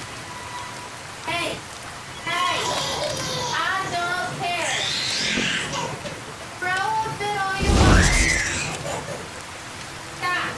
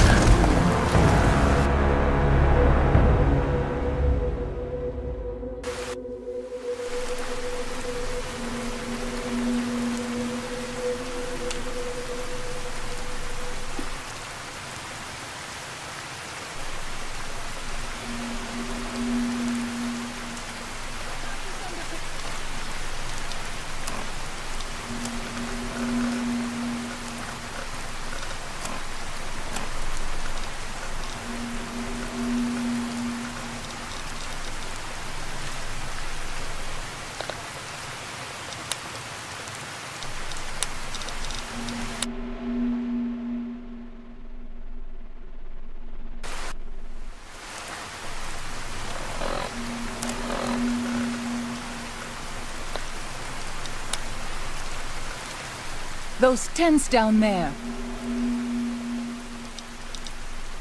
I will...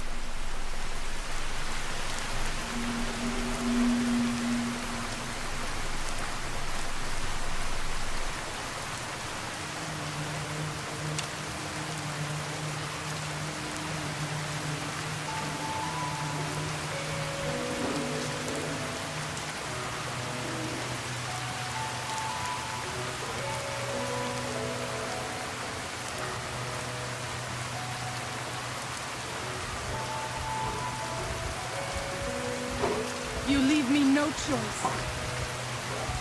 I have this under control.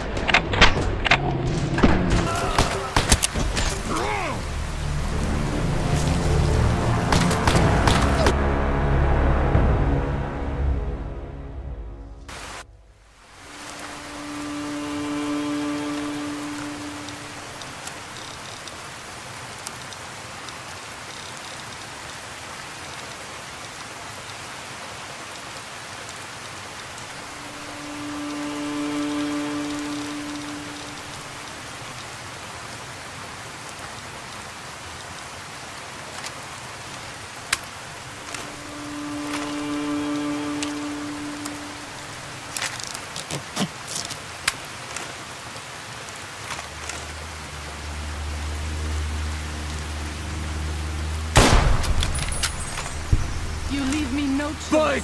Kill! Anda yang lucu. Anda yang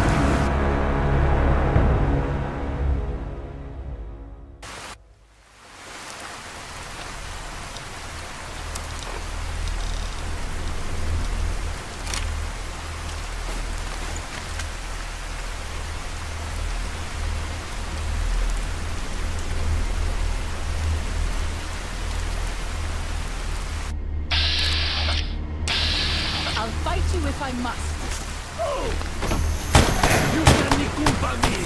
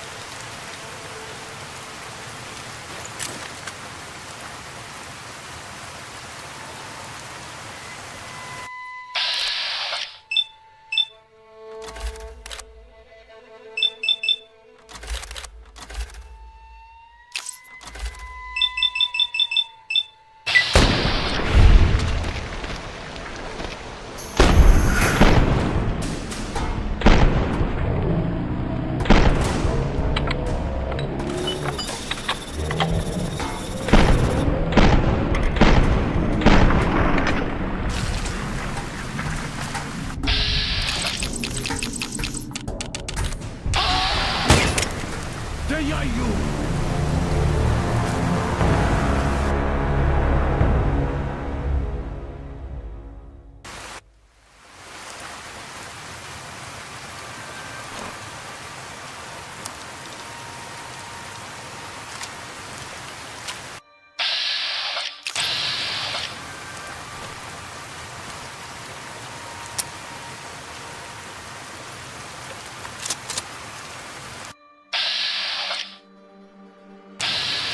You leave me no choice.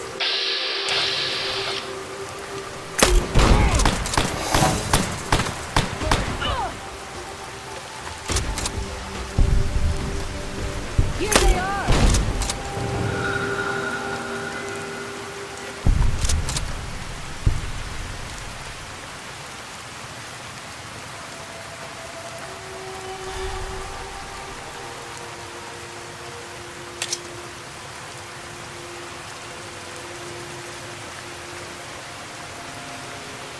White leg attacks grow more frequent each day. I fear for our people and for our valley if something is not done. We pass like moonlight on stick. You leave me no choice.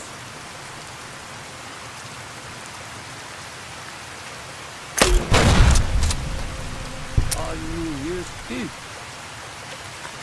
Shaking the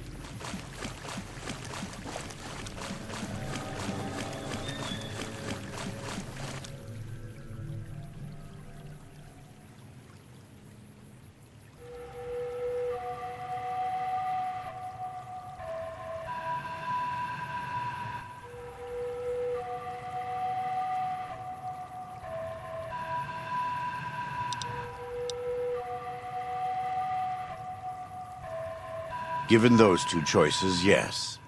In the best of all possible worlds, they would just leave us in peace. But they won't. I don't enjoy killing, but when done righteously, practiced hand...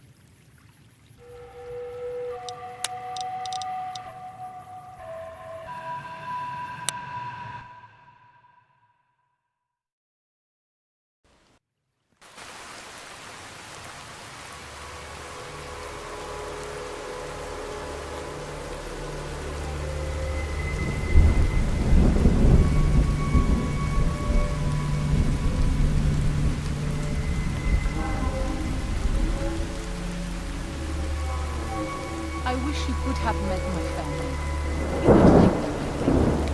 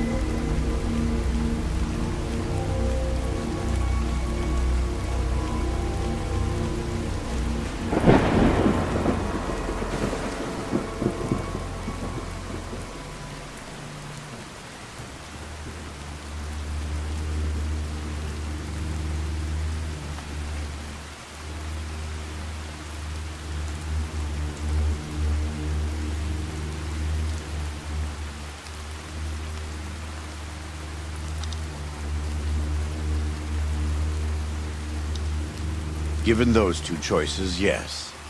In the best of all possible worlds. I don't enjoy killing.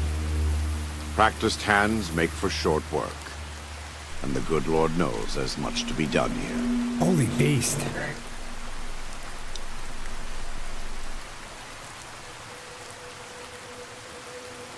Happy are those who do the work of the Lord.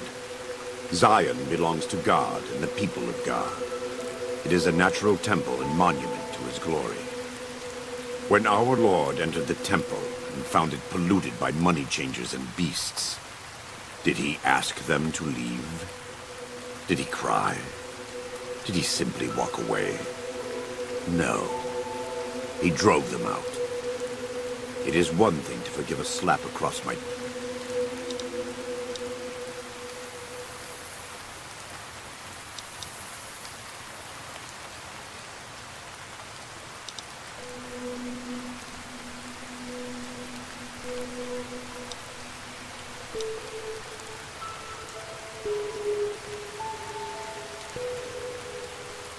Then as a Gentile, you should find this to be even more beneficial.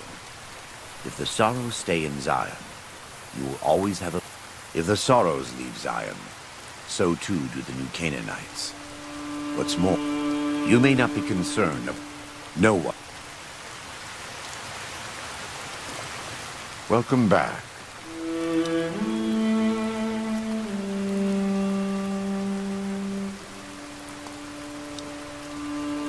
Caesar would never admit this openly, but he knows that I'm alive. I've killed enough of his frumentarii and assassins that have come looking. I've heard one of them travels the Mojave as a courier. Most of Caesar's agents meet a fitting end in NCR territory, but maybe this one survived.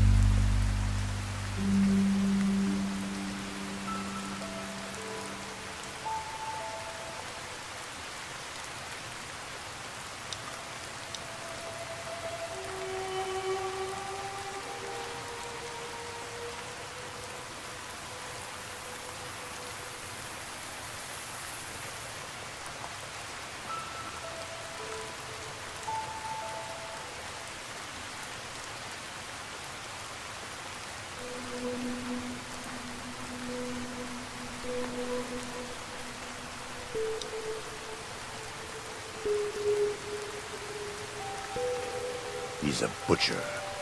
Believe me, I know the godless fire. He's not the kind to let his subordinates do all the killing. No, he likes to have a hand in it. He's fashioned himself an abomination before the eyes of the Lord.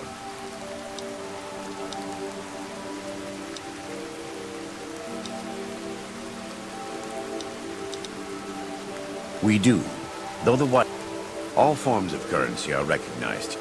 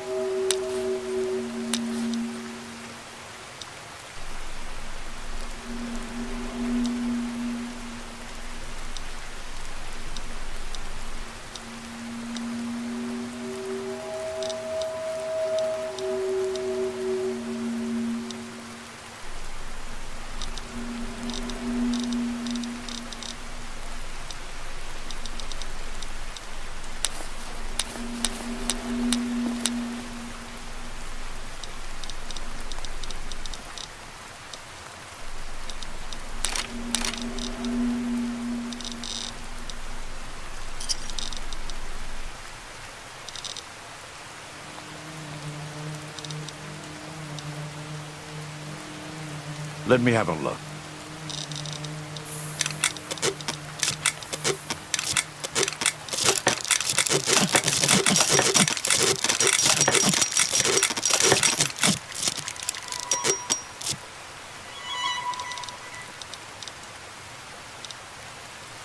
It's not something. I was born in Ogden, what people came to call New Canaan. Things were more peaceful when I was growing up. When I was a young man, I went out into the world to do missionary work, as all New Canaanites do.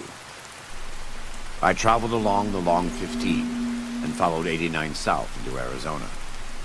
Along the way, I met two men from a group called the Followers of the Apocalypse. Edward Sallow and Bill Calhoun. They came to teach the tribes. Calhoun was a good man. Edward was the one who got us into trouble down the road.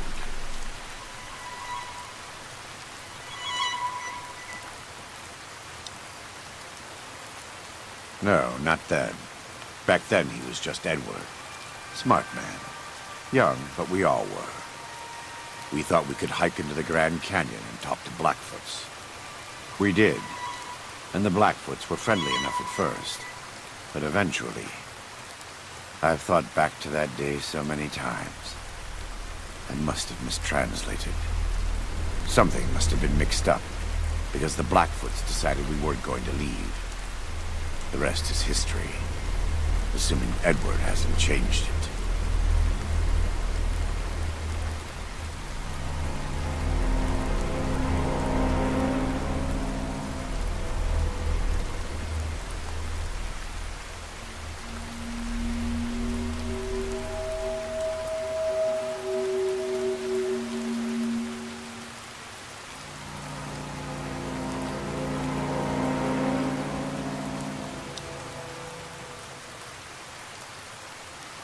This way lies the path to hell.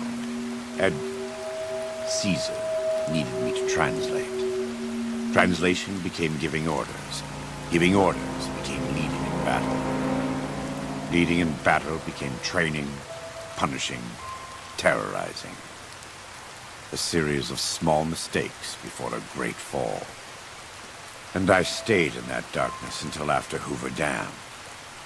After I failed Caesar and he had me burned alive, thrown into the Grand Canyon.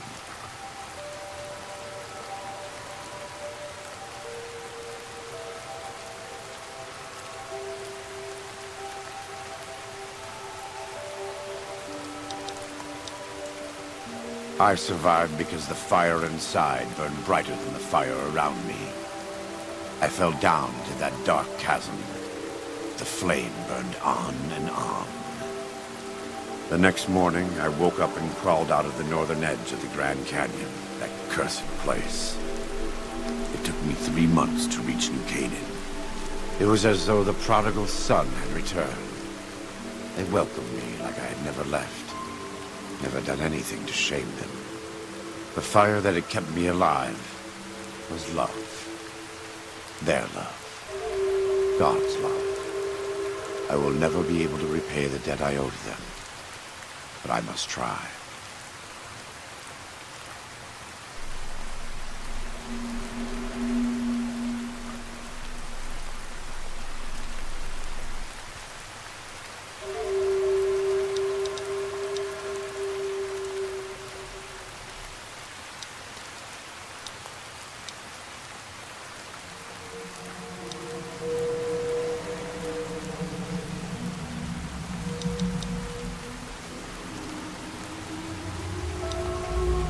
I am a New Canaanite. We believe we are the heirs of a spiritual tradition given to our ancestors thousands of years ago. We have made and kept covenants with our Lord God to honor his laws. In exchange, we are promised eternal salvation after this life. A day will come when our Lord returns to judge us all. Until then, we must honor his laws and start others along the path of salvation if we can. That's why we trade with others and work the tribes. We have more than food and medicine to offer. Good news is our most valuable commodity.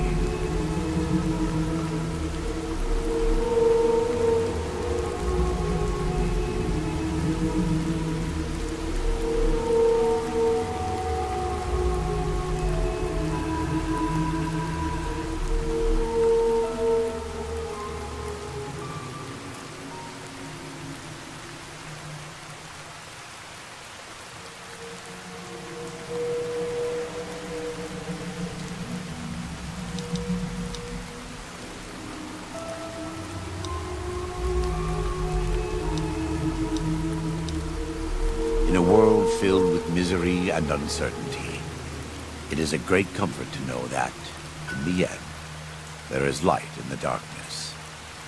Every day we move closer to our judgment.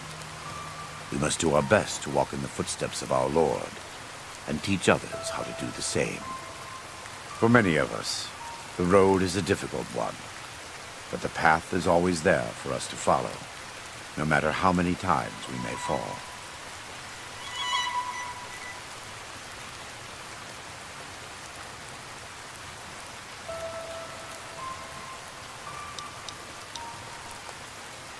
Every day.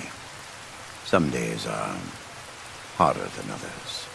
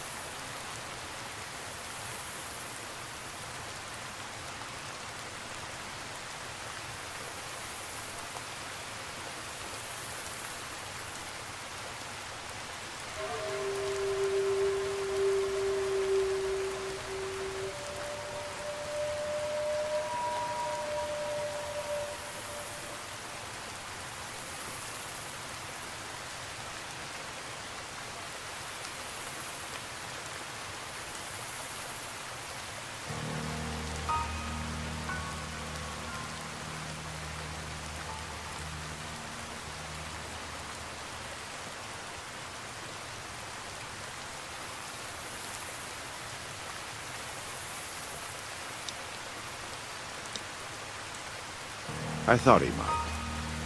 It's been some time since I've visited civilized places. I don't have fond memories of them. But I have always seen these places from the outside. I'd rather not influence him more than I already do. Why don't you talk to him?